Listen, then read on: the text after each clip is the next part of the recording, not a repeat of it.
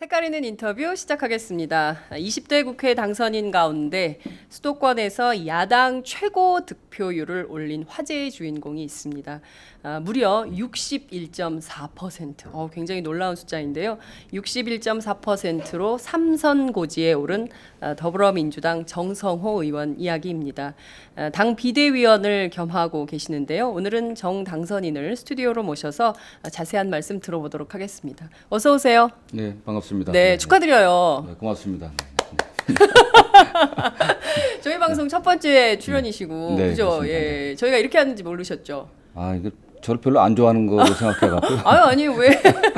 아닙니다. 저희는 늘 그 의원님을 주목하고 있었어요. 네, 페이스북에 올라오는 촌철살인 멘트. 이거 시작한 지 얼마 안 되는데 뭐. 그래요? 네. 저희 기자들이 함께 보면서 맨날 웃어요. 그 기자실 있잖아요. 국회 기자실에서 네. 야 이거 봐라 이러면서 야 이분 은근 재밌으시다. 저희가 막 그랬는데 이제야 모시게 됐습니다. 감사합니다. 네. 61.4%. 대선 후보급 아니에요? 네, 네.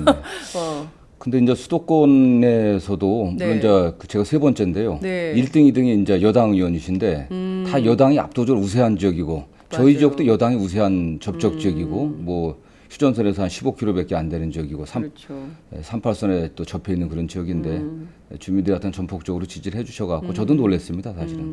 그 양주라는 지역 원래는 양주 동두천 지역이셨죠. 그렇습니다. 재선 때까지 네, 네. 초선 재선은 아니 국회의원 제가 이번에 5번째 출마인데 벌써 5번. 네, 16대부터 출마해갖고요. 진짜 오래 하셨네요. 네, 그래서 오전 3승 2패가 돼갖고 이제 승률이 조금 높아졌습니다. 오전 3승 2패 승률이 점점 높아지고 계시는. 예, 그렇구나. 아니 그러니까 초선 때 재선 때는 더 어려웠던 거 아닌가요? 그땐 더 어려워. 아니 그땐 동두천이요. 네, 어때요? 제가 지지율이 좀 높았습니다 오히려. 그래요? 시장이 이제 저희 네. 당 같은 당이어갖고 좀 더 더불어민주당. 분위기가 났었죠. 네. 양주시장은 지금 민주당이 아닌가요? 양주시장이 지방선거 시작된 22년 만에 처음으로 네. 요번에 4월 13일 날 재선거를 했어요. 전임 시장이 이제 당선 무효가 돼갖고 22년 만에 처음으로 야당 시장이 됐죠. 22년 만에 야당 시장이요. 처음으로. 그러니까 동두천은 지금 현재 시장이 더 민주당인데 예. 이분은 삼선하시고 있었기 때문에 네. 그러니까 동두천이 좀 낫었죠. 그나마 여건. 분위기가 좀 더 낫는데 양주는- 걱정을 많이 했는데 네. 오히려 한 군데 집중하다 해갖고 선거를 하니까 많이 득표했습니다. 그렇군요. 양주가 어떻습니까? 이게 신도시인가요? 아니면은 지금 이제 도농복합? 인구 비율 도농복합 도시인데 인구는 이제 아파트 또는 이제 다세대 주택들이 더 많고 네. 다만 양주가요. 네. 그 3개 정규 스타단이 있고 2개 예비 스타단이 있고 여단이 2개 있는 이제 군사 지역입니다. 군사 도시구나. 그러니까 굉장히 보수적이죠, 사실은. 네. 예, 그렇군요. 그럼 군인들이 굉장히 많이 사는 많습니다. 동네. 네, 네. 이런 보수적인 동네에서 파란색 점퍼로 당선된다는 게 빨간색 속에 제가 그 페이스북에서 굉장히 인상적으로 봤던 게 그 저 새누리당 선거운동원들이 쫙 줄 서 있는데 혼자 파란색 점퍼 입으시고 그 피켓 딱 들고 뭐 혼자 일찍 나왔다. 역시 빨간색 속에 그 파란색의 눈에 띄니 좋다. 이런 걸 봤습니다. 참 재밌는 아이디어였던 것 근데 같아요. 뭐 선거 전략이었죠, 사실은. 그래요? 근데 저희 이제 운동원들도 제가 훨씬 그 상대방 후보나 운동원보다 먼저 나가갖고 일찍 나가서 좋은 자리를 잡고 네. 그런 이제 운동원들이 오지 않습니까? 네. 근데 한참에 상대 후보도 나오는데 제가 그 길 가운데를 딱 자리를 잡는 거예요. 그러면 저희 운동원들이 오면은 네. 그냥 딴 데 가서 운동하라고 여기 나 혼자 있는 게 좋으니까 오히려. 이 고도의 선거 전략이셨구나. 예. 그러면 새누리당이 전략 실패네요. 네, 그런 것 같아요. 네. 그러면 몇 시부터 몇 시까지 어떻게 움직이셨어요? 아침 6시 이전에 이제 역전에 나가갖고 집에 5시 반에 나와갖고 역이라든가 또는 뭐 그 인터체인지 그 입구에서 이제 네. 서 있고 뭐 주로 그랬었죠. 그다음에 아니면 이제 사거리 이런 데 서 있었고 저는 가면은 네. 그냥 뭐 대충 1시간 하는 게 아니라 네. 왜냐하면 6시에 출근하는 6시간대 출근하시는 분들 8시, 9시, 10시 다 다르거든요. 출근 시간대가. 예, 서울로 출퇴근을 하는 분들이니까. 그러니까 7, 8시 때 이제 서울로 가시는 분이고 9시, 10시, 11시는 자영업 하시는 분들이 간단 말이에요. 다르기 때문에 예. 한 번 가게 되면 한 5시간 정도 그냥 계속 서 있었습니다. 그러니까 출근 인사가 5시간이요. 네, 5시간을. 한 11시 뭐 그 정도까지, 11시 반까지. 예. 결국 왜 그만두냐? 네. 화장실 가고 싶어 갖고서 그럼 5시간 동안 화장실 한번 안 못 가고 가. 물도 안 먹죠. 네. 화장실 갈까 봐. 왜냐하면 잠시 자리를 비우게 되면 네. 그때 지나가 버리고 그분들은 못 만나니까. 야, 제가 그 그 뭐랄까 아주 집중해서 해야 되는 인터뷰의 경우에 기자들이 그 물 안 마시고 인터뷰한다는 얘기는 들어봤지만 저 선거에 출마 후보들이 인사하려고 화장실도 안 가고 물도 안 마신다는 얘기는 정성호 의원한테 제가 처음 듣는 것 같습니다. 자, 서울로 출근하는 분들이 6시에 지하철을 타시는 거예요. 네, 양주역에서. 네, 그렇습니다. 네. 그러면 그때 양주역에서 지하철 타고 서울 뭐 강남으로까지 뭐 강남, 강북, 뭐 또 인천으로 가시는 분도 가끔 계시고. 그렇군요. 네. 그럼 굉장히 많은 그 아주 다종다기한 유권자들 층을 네, 접하셨을 그렇습니다. 텐데 네. 어떤 얘기를 제일 많이 하시던가요? 그러니까 국회에서. 뭐 아침 출근 때는 너무 바쁘시니까 명함도 거의 못 받아요. 그러나 한 이제 10시 때 정도에 자영업 하시는 분들이 그분은 좀 천천히 걸어가니까 아침 출근 때는 시간 맞춰 갖고 네, 뛰기 버스에 바쁘고. 내리자마자 뛰기 바쁘시죠. 그러니까 이제 뭐 거의 여유가 없고 다만 네. 이제 그분들의 표정을 보면서 느끼는 건 정말 우리 현재 삶이 네. 서민들의 생활이 굉장히 어렵구나 하는 걸 늘 느끼게 됩니다. 안타깝고 마음의 여유들이 없죠, 사실은요. 뭐 그러면서도 지나가면서 격려해주고 파이팅 하라고 하시는 분들 보면은 정말 잘해야겠구나, 정치 잘해야겠구나 하는 생각을 늘 했습니다. 네. 그렇군요. 지금 말씀하신 게 그림이 그려져요. 그러니까 그 버스 타고 이제 동네에서 뭐 마을 버스 같은 거 타고 오셔가지고 지하철역 시간 있으니까 또 인터벌이 굉장히 길 거 아니에요. 양주에서 서울 그 강남까지 가려면 또 그 시간대 딱 맞춰서 타야 되니까 막 죽기 살기로 뛰어가지고 그럼요. 네, 네. 타야 돼. 완전히 그러니까 생존을 위한 전쟁을 선거운동 기간 내내 보셨겠어요. 그렇습니다. 네.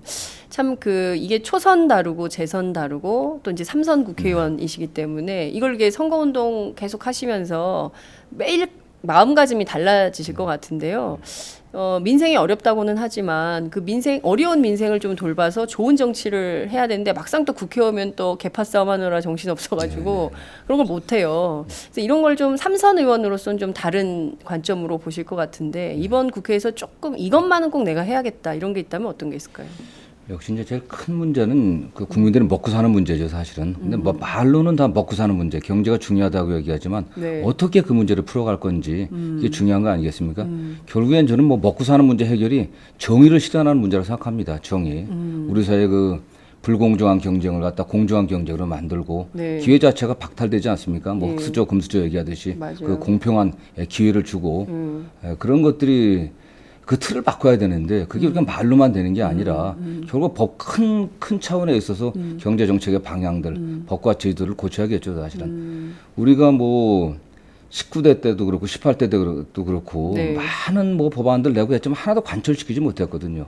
그러나 조금이라도 네. 그 이전 현재 상황이 굉장히 나쁘니까 그 이전보다 조금이라도 진일보한 그런 대안들 또 그런 타협점들을 만들어내 갖고 그걸 해소해 나가야 됩니다. 한 발자국 한 발자국. 그렇게 해 갖고서 네. 우리의 정책을 갖고서 결국 정권은 저희들이 잡아야만 수권 정당이 돼야만 그 근본적으로 해결할 수 있는 거니까 네. 거기에 집중해야 된다고 보고 있습니다. 그래서 당내에서도 약간의 무슨 개인적인 차이들이 있을지 모르지만 전 저희 당에 와 있는 분들이 서로 손가락질하고 서로 네 탓하고 내 탓하고 너는 선이고 나는 선이고 너는 악이다 하는 이런 식의 것들을 다 고쳤으면 좋겠어요. 어쨌든 이 당 안에 있으면요 저쪽 그 여당이나 정당은 다르거든요. 대통령 네. 생각이 다르기 때문에 우리가 갖고 있는 패러다임이나 이런 것이 다르니까 뭉쳐갖고 어떻게 하든 내년에 저희 집권을 해갖고 이 서민들의 고통을 해결해 주는데 집중해야겠죠. 말씀하신 대로 정말 이 대구나 저희가 이제 이번에 선거운동 그 기간 동안 선거 보도를 계속했는데 그런 얘기를 되게 많이 하더라고요. 부산이나 대구의 경우에 새누리당 의원들은 아예 지역구에 집도 없대요. 그러니까 아예 오지도 않는데요. 그래서 김부겸 후보의 경우에는 당신 왜 이 동네 사냐고 서울 가야지. 그러니까 당연히 이제 좋은 사람, 뭐 좋은 먹거리 이런 건 전부 서울로 가야 되고 그냥 지역은 관심이 없는 거예요. 그리고 그걸 너무 당연시하는 민심이 있는 건데 그렇지 않고 정말 국민을 위한 정치를 해야 된다고 의회 안에서는 이렇게 얘기는 많이 하지만 되는 게 별로 없어서 국민들은 굉장히 답답해하고 특히 이제 19대 국회가 뭐 역대 최악의 국회였다 이런 평가 비판도 이제 박지원 국민의당 원내대표는 하고 있는데 그 원인은 어디에 있다고 보십니까? 일각에서는 박근혜 대통령이 과도하게 좀 청부 입법 본인이 원하는 법만 요구했던 측면도 있는 거 아니냐 이런 비판도 있는데요. 의원님은 좀 어떻게 보십니까? 일단 뭐 어쨌든 저희 나라가 대통령 중심제 국가 아니겠습니까? 네. 대통령이 갖고 있는 권력이 나머지 그 권력기관이라든가 뭐 입법부나 사법부나 다른 데 갖고 있는 권력 다 합친 것보다 훨씬 더 큽니다. 그러니까 저희는 기본적으로 대통령이 국정의 최고 책임자 아니겠습니까? 그렇죠. 헌법상으로도 그래요. 네. 사실 국회가 일을 안 한다고 하지만 실질적으로 박근혜 대통령이 여당의 최고 책임자 아니겠습니까? 지금 뭐 이번 선거 때만 뭐 친박 마케팅을 좀 막판에 적게 했지만 모든 선거에서 박근혜 대통령 팔아갖고 친박이니 진박이니 뭐 해갖고서 당선됐거든요. 실질적으로 그분이 여당의 정당 운영 과정에서 결정적으로 개입을 했고 국회 의사결정 과정도 마찬가지입니다. 저는 제가 원내 수석 부대표도 하고 네. 또 야당 간사를 했기 때문에 아는데 늘 청와대 허락 받지 않으면 안 됐거든요. 실제로. 새누리당. 그렇습니다. 새누리당은. 그럼 그러니까, 협상하기 전에 전화하고 와요? 협상하면서 결과 갖고 다 청와대 전화하고서 오케이 사인 받고 그래야 여야 합의되고. 그게 뭡니까? 그게 19대 국회가 그랬지 않습니까, 네, 사실은. 맞아요. 그렇기 때문에 그걸 갖다 본인이 아니라고 말씀하시는 것은 좀 문제가 있다고 보고 있고요. 본인의 책임을 방기하는 거죠.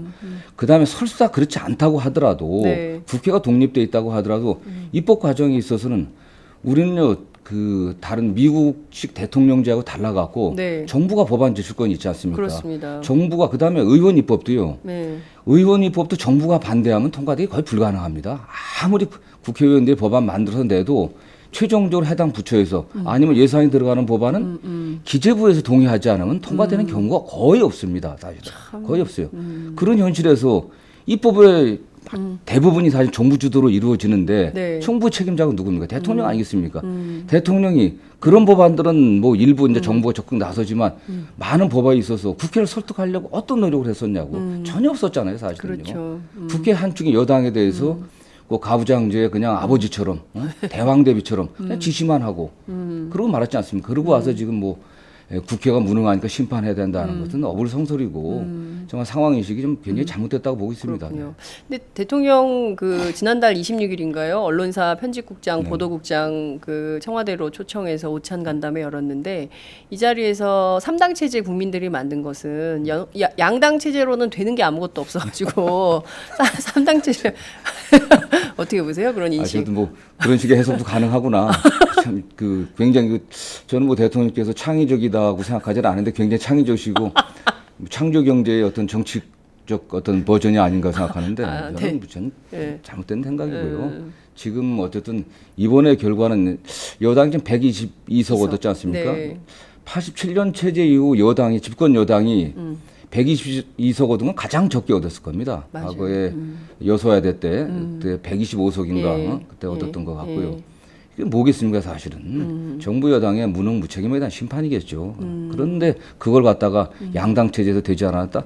사실 아무리 뭐 양보를 한다고 하더라도 두 개 정당이 협상하는 거하고 세 개 정당이 협상하는 거 어떤 게 사실은 편하겠습니까? 삼당 체제는 저는 국민들이 역시 네. 대개의 국민들은 잘 모르는 것 같지만 역시 집합으로서의 우리 국민들은 네. 역시 현명한 선택을 한 겁니다. 대통령과 정부에 대한 또 여당에 대한 준엄한 심판이었고 마찬가지로 야당이 이제 또 두 개 야당으로 나눠지지 않았습니까? 예. 더군다나 국회 다수당을 얻은 제1야당 더민주당에 대해서 정당 득표는 3등이지 않습니까, 사실은. 네. 냉정하고 준엄한 심판을 한 거죠. 마지막 기회를 한번 줘본 겁니다, 사실은. 더불어민주당에. 국민들. 예, 마지막 기회를 어쨌든 그렇기 때문에 여야 모두 반성해야 되고 특히 저희 당은 저는 뭐 여당 탓을 하기 전에 우리 당이 과연 국민들에게 어떤 미래에 대한 또 신뢰를 준 적이 없죠. 사실 저는 준 적이 없다고 봅니다. 냉정하게 그거에 대한 반성을 하고 새로운 정책과 비전으로 수권을 준비해야 된다고 보고 있습니다. 그렇군요. 왜 국민이 123석을 주고 새누리당에는 122석을 줬을까요? 그러니까 특히 정당 득표 3순위 사실 그 정의당하고 좀 표차가 득표차가 많이 나지만 이게 꼴찌지 않습니까? 그런 측면에서 보면은 이게 굉장히 부끄러운 성적표인데 굉장히 부끄러운 성적이죠. 예, 그 원인은 어디 있다고 보세요?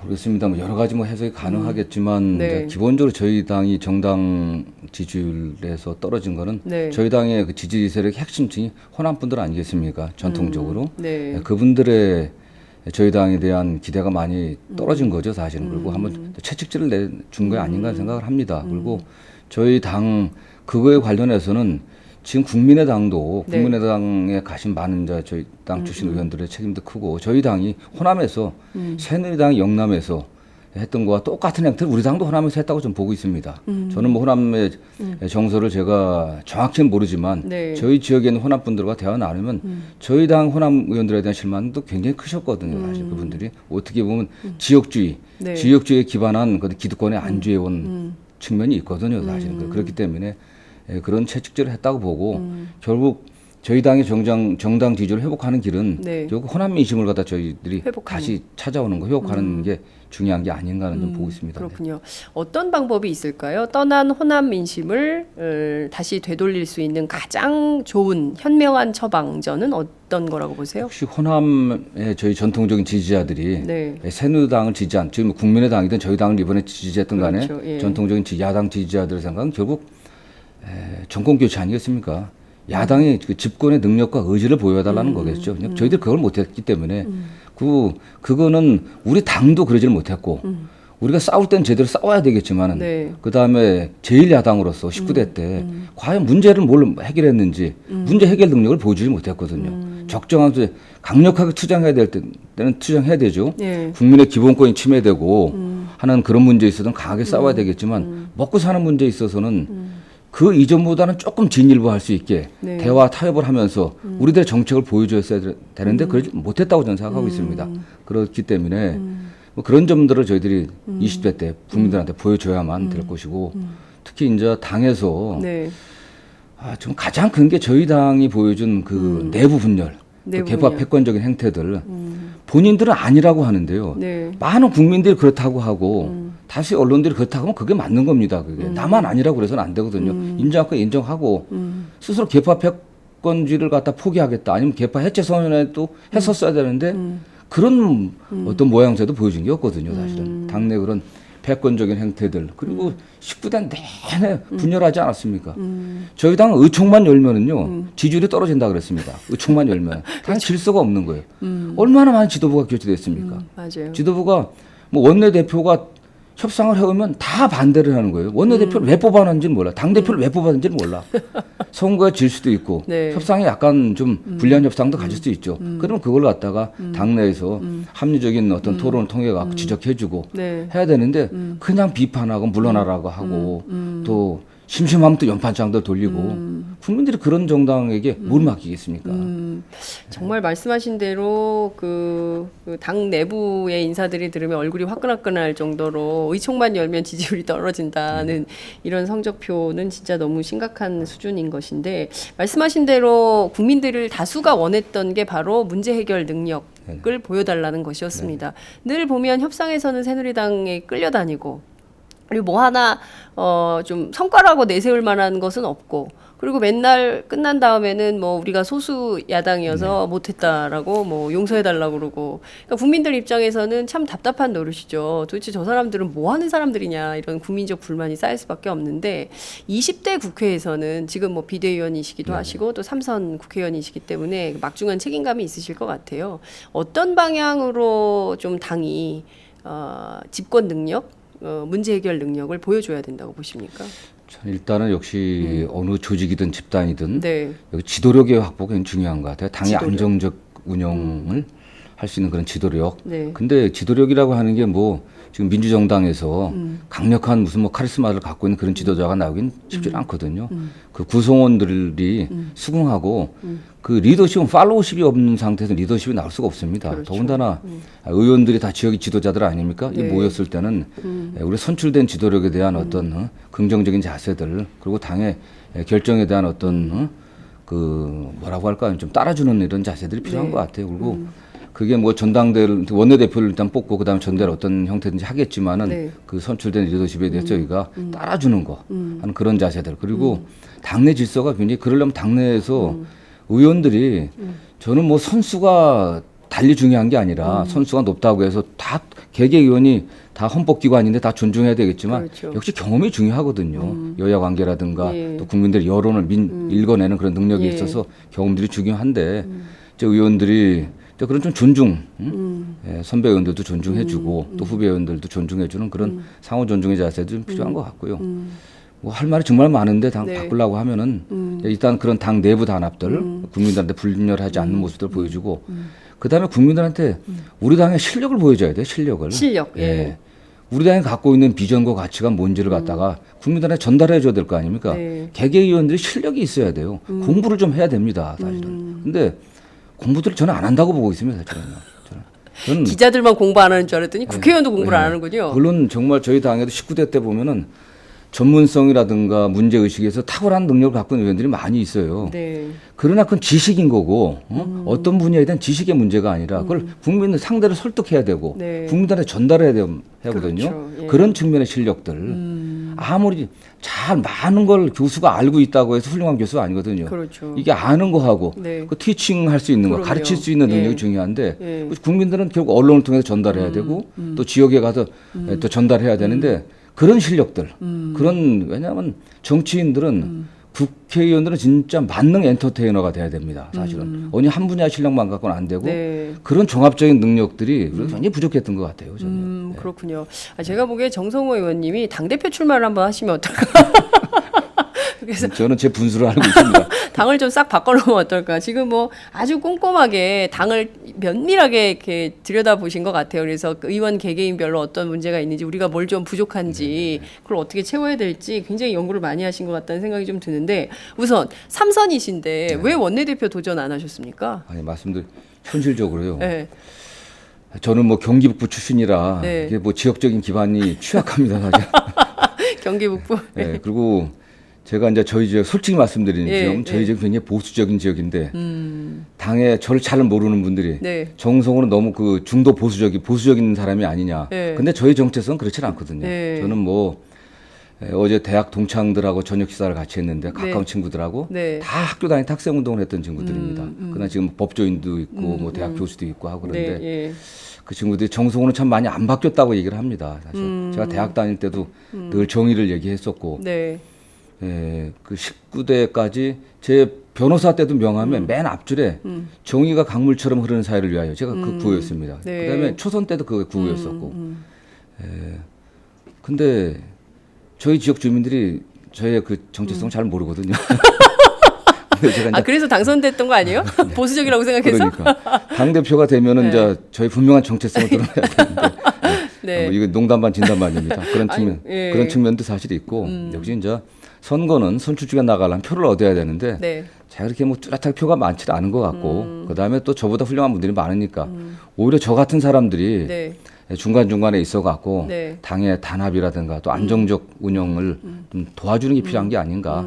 어느 분이 원내대표가 되든 어느 분이 당대표가 되든 그걸 밀어줘야 되거든요. 좀 참아줘야 되고 기다려줘야 되거든요. 그게 초선 때는 다 기다리지들 않더라고요. 우리 예. 의원들이. 그러니까 제가 우리 당 어느 뭐 4선 의원한테 그랬어요. 네. 당신이 3선 의원 할 때 19대 때 도대체 뭘 했냐고. 가만히 있다 지금 와서 뭐 얘기를 하는데 웃기는 얘기 아니냐. 저는 제가 3선으로서 역할은 바로 그 역할들. 당의 지도부와 초선 재선들 의원들과 중간에 서갖고 당이 좀 단합하고 네.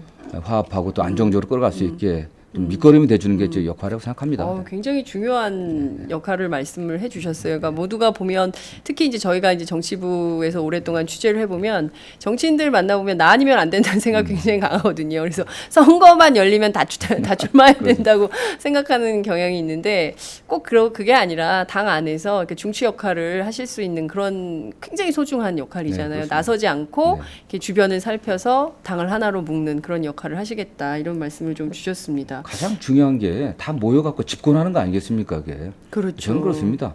최종적으로 우리 당의 대선 주자가 될 분은 한 분들 빼놓고는 네. 나머지는 다 따라가야 되거든요. 하나로 뭉쳐져야 저희가 기본적으로 저희 국민들의 인식을 보면 그래도 중도 보수적인 분들이 더 많거든요. 네.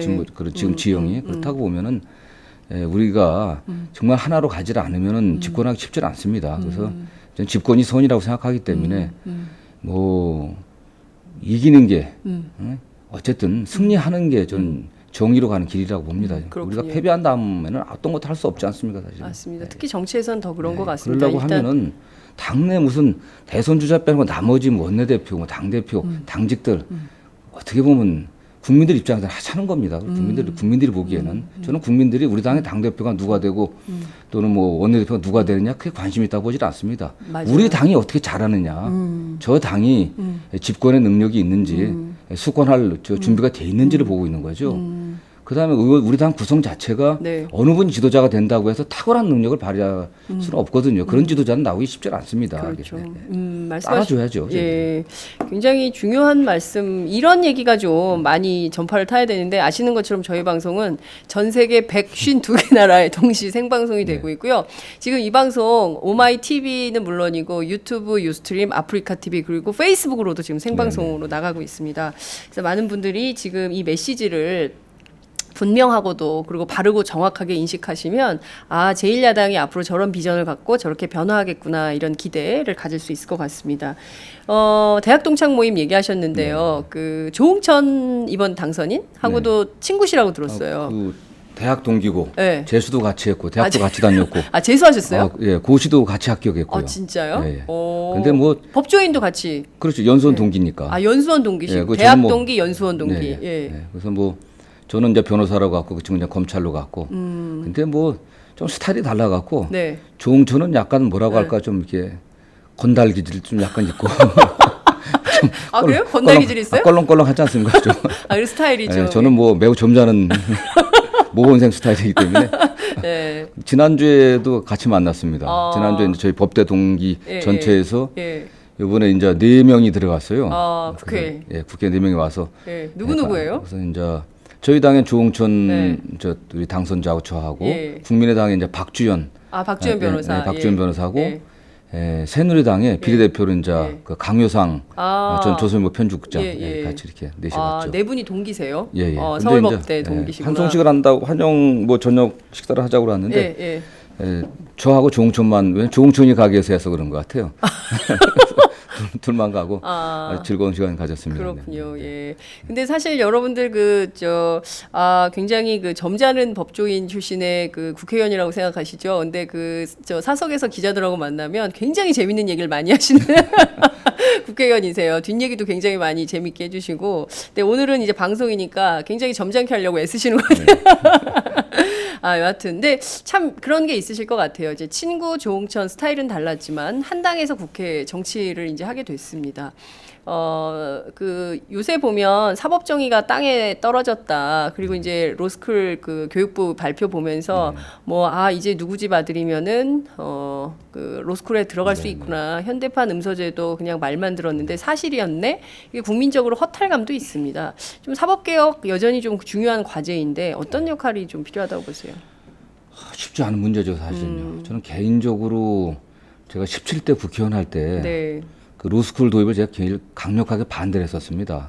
다만 그 당시 이제 노무현 대통령의 의지가 굉장히 강했고 네. 로스쿨 도입이 정말 법조 시장의 어떤 독과점을 해체하고 양질의 그러나 또 비용은 적게 드는 네. 그런 시장 경제를 도입해 갖고 법률 시장에 네. 뭐 국민들한테 좋은 서비스를 제공하자는 취지였지만은 전 괜히 안 된다고 봤습니다. 왜냐하면 사법제도라든가 국민들의 법의식이 이렇게 하루아침에 달라지는 게 아니거든요. 저는 그 당시 제일 가장 위험하다고 생각했던 게 계층 상승의 그 사다리를 걷어차는 길이다 이게. 저는 그 당시도 그 주장을 했었습니다.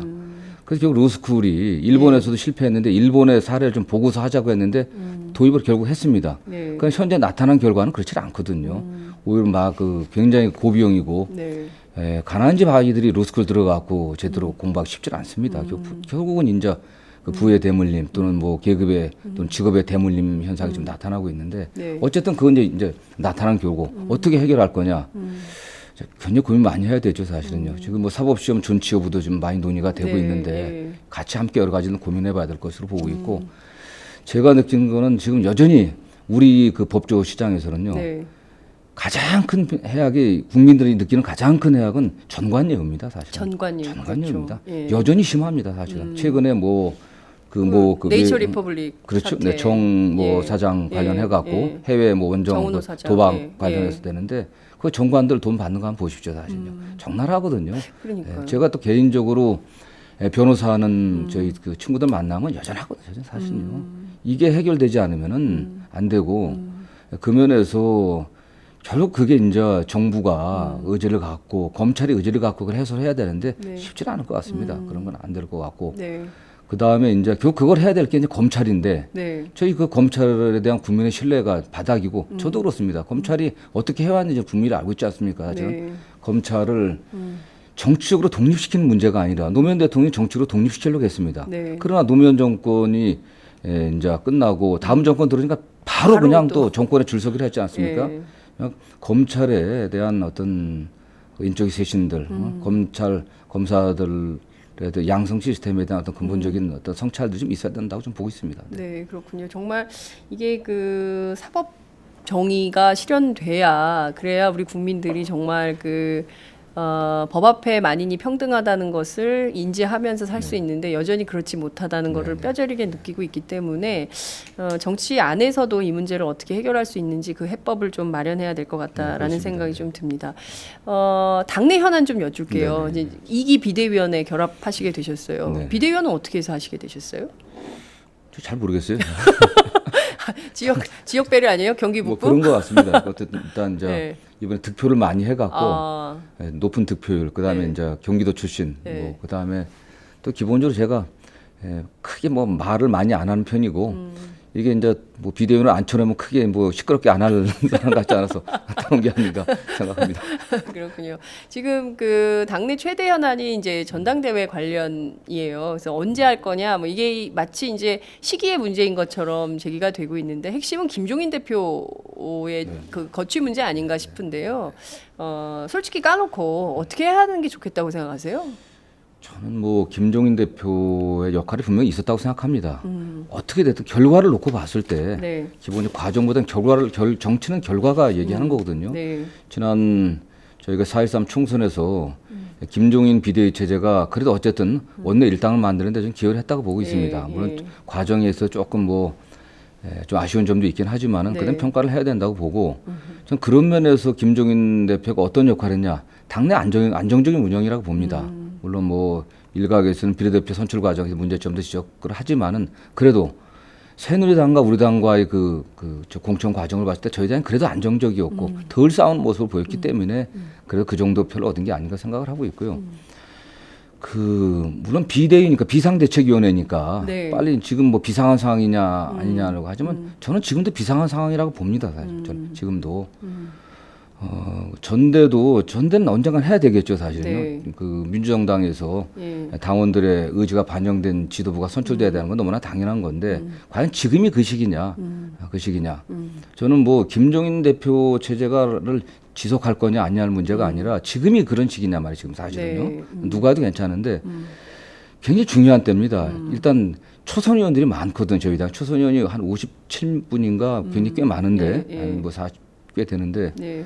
이분들이 20대 국회에 와갖고 국회의 문화들, 저희 당의 정당 문화들, 그럼 뭘 해야 될지 이런 걸 빨리 공부하는 게 중요한 거지. 네. 지금 전당대회로 가게 되면요. 네. 원내대표도 어쨌든 아니라고 후보들은 얘기를 하지만 네. 원내대표 선거운동 과정에서 일종의 줄서기가 벌어집니다. 사실은. 자리 약속을 하게 돼 있어요. 아니라고 얘기를 하지만요. 자리 약속이라는 게 구체적으로 뭐 원내대표 그다음에 상임위 배분 이런 거 있지 않습니까? 상임위 사실. 배분, 예, 예. 뭐 대변인, 예. 뭐 수석, 그렇지 않습니까? 그렇잖아요, 예. 그게. 그렇죠. 그다음에 전당대회를 하게 되면은 의원 지금 초선 의원들 같은 경우는 그분들이 누가 누군지를 어떻게 알겠습니까? 저희 당이 수권하기 위해서는 어떤 지도자가 나와야 되는지에 대한 분명한 판단 기준들이 아직 없는 상태거든요. 초선 의원들. 그렇죠. 누가 누군지도 잘 모르고 어떤 분이 어떤 비전과 가치를 어떤 정책의 영향을 갖는지 잘 모르는 상황인데 좀 알아야 됩니다. 사실은. 그럴 시간도 좀 필요한 것 같고 더 중요한 건 제가 19대 때 네. 19대 때 당선된 지 얼마 안 돼 갖고 정말 언곡결에 네. 제가 그 전당대회에 뛰어들게 됐어요. 어느 후보를 이제 네, 그냥 네. 뭐 차 한 잔 마시러 와달라고 가갖고서 그냥 네. 도와달라고 엮였어요. 거절을 못 해갖고 네, 제가 네. 엮여갖고서 저는 뭐 잘 거절을 못 합니다. 도와달라고. 예. 그래서 전대에 가보니까 바로 줄서기가 다 되고 그런 줄서기가 계속 가더라고요. 겁니다. 사실 그게. 다 이파 저파 나눠져 갖고. 예. 저는 그런 폐해가 안 나타난다는 보장이 없습니다. 저는 분명히 나타난다고 봅니다. 전대 나오게 된 어느 후보들이 과거의 인연들, 과거 그 사람들이 과거에 뭘 했는지 이런 걸 고려해갖고 딱 나눠갖고서 그게 하나의 또 계파가 형성되는 거예요, 사실. 그러기 전에 의원들이 그야말로 그 독립적이고 네. 또 어떤 그 자주적인 어떤 판단들을 할 수 있는 좀 시간이 필요한 게 아닌가 생각이 좀 들더라고요, 사실. 그러니까 그 굉장히 중요한 걸어다니는 헌법기관인 의원 개개인이 어떤 정치를 보는 식견 그리고 자신이 이런 어떻게 할 것인가를 선택할 수 있는 판단력, 판단 능력, 판단 기준 뭐 이런 것들을 세운 뒤에 전당대회를 해도 늦지 않다. 지금은 여전히 비상 상황이다 이런 말씀을 주셨습니다. 오늘 오전 그 일제히 보도된 조간에 따르면 대개는 뭐 8월 말에서 9월 초 사이로 절충되지 않겠냐 이런 얘기가 나오고 있는데요. 그 점은 좀 어떻게 보세요? 저는 절충이라고 보지 않고 네, 지금 사실은 뭐 한 정상적인 절차를 밟아도요. 네, 아무리 빨리 한다고도 2개월 정도 걸립니다. 그냥 장소 예약하는데 보통 두 달 정도 걸리고 지금 그 사고지구당 정비 있지 않습니까? 그게 상당히 걸려요. 그렇기 때문에 지금 정상적으로 하면 뭐 8월 달 정도 하지 않겠나 생각이 듭니다. 그리고 그 전에 이제 국회 개원해야 되고 그 전에 뭐 2015년도 결산도 저희가 처리할 일이 많이 있거든요. 네. 그럼 어차피 8, 9월에 할 수밖에 없는 겁니다, 사실은. 그렇다고 그렇군요. 보고. 네. 그, 그리고 저는 좀 아쉬운 게 예, 전대로 바로 간다고 했을 때 가장 큰 문제가 뭐냐면 저희 당이 네, 지난 두 번의 대선에서의 패배, 총선 패배, 어떠한 그 평가 분석이 없었거든요. 그거. 다 아전 인수격으로 자의적으로 해석해 왔습니다. 그러나 이번 선거 우리가 승리한 거라고 생각한다면 저는 굉장히 오판이라고 생각하고 이번 선거 총선에서는 국민들이 분명한 뭔가 메시지를 전했거든요, 사실은. 예. 근데 그 해석은 다 다릅니다.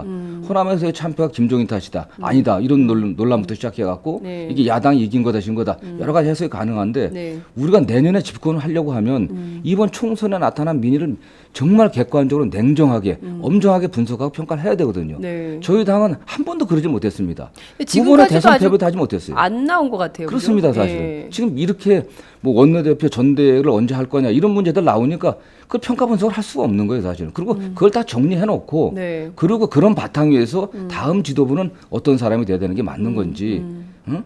그 평가를 바탕 위에서 네. 내년에 우리가 수권을 하려고 하면은 어떤 지도부가 나오고 어떻게 나가야 되는지에 대한 길이 나와야 되는 거 아니겠습니까?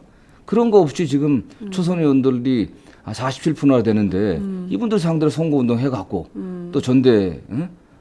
만들어지고 또 지도부가 구성된다고 하면 내년 4월에 10중 8구는 미니 총선이 있을 텐데 네. 또 지도부가 흔들어질 겁니다. 또 그렇지 않게 또 물러나러 가지 않겠습니까? 그때 가면 또 초선 의원님도 다 자기 생각이 있을 테고 네. 주관들이 있을 텐데 네. 또 지도부 이래서는 안 된다. 그러면 저는 뭐 또 내년 망한다. 말에 대선의 희망은 없어지는 거죠. 굉장히 그 진중한 좀 자기 평가 이런 게 일의 순서에 따라서 바둑에도 다 수순이 있듯이 일의 순서가 좀 필요한데 예컨대 새누리당의 경우에는 그 저 당선자 워크숍에서 그 평가회를 열었어요. 그래서 뭐 홍보는 역대 최악의 참사였다, 반다송이 제일 문제였다, 뭐 등등의 이제 평가 반성에 그걸 내놨는데 더불어민주당은 아직 그런 내용 아직 당 차원에서 없습니다. 없는 것 같아요. 그러니까 평가와 반성을 하기 전에 뭐 원내대표 그다음에 또 이제 직접적으로 전당대회 일정 이렇게 확 가버린 것 같네요. 말씀하신 내용을 들어보니까 정말 왜 이 당은 그런 평가 내용도 없이 그냥 훅 가버렸지 이런 생각이 좀 들기도 합니다. 그렇습니다. 그 참 걱정이네요. 이게 지금 내년에 정권 교체를 해야 된다는 그리고 또 그 아주 엄중한 의무를 어찌 보자면 국민들이 더불어민주당에